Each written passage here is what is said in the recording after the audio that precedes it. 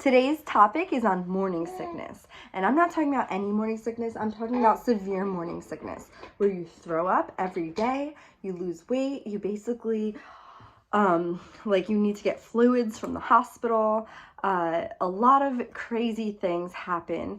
There's a medical term for it. I don't want to pronounce it wrong, but it's called HG.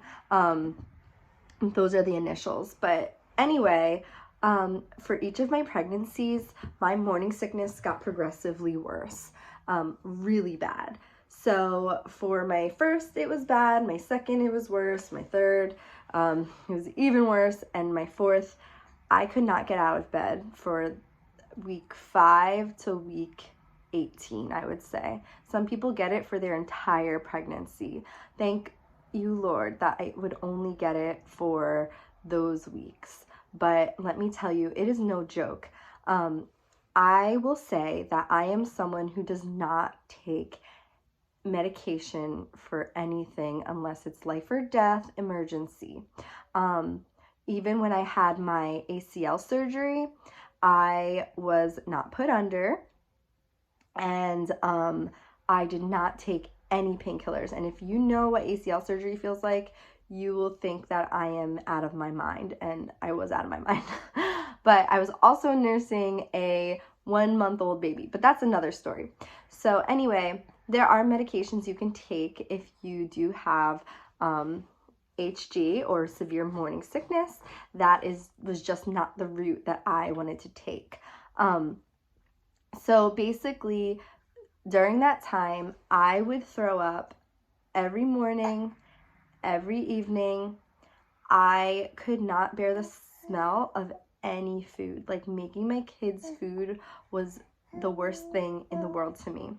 And thankfully, my mom helped so much. Like, every day my mom would be there. Like, I couldn't make them breakfast. I couldn't make them lunch. She would step in and just make the food. And then as for my husband, dinner time, he had to learn how to cook because I really couldn't make food. It just would put me into a spell where I would need to throw up or lay down. So as the weeks went on, 5 weeks and so on, it seriously it got worse.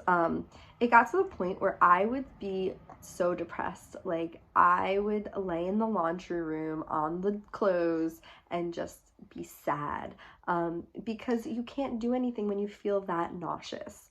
I had just finished my job. I was a new stay-at-home mom.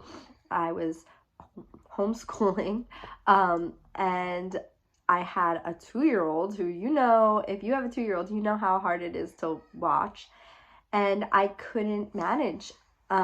So nothing worked. I used homeopathy a lot, and the only thing that worked would be this remedy called Nux vomica, and I did it through a homeopath. But the way that I felt was completely nauseous, chills. I thought maybe I had a thyroid issue, but all my numbers for things came back well. Yeah, it was just a nightmare.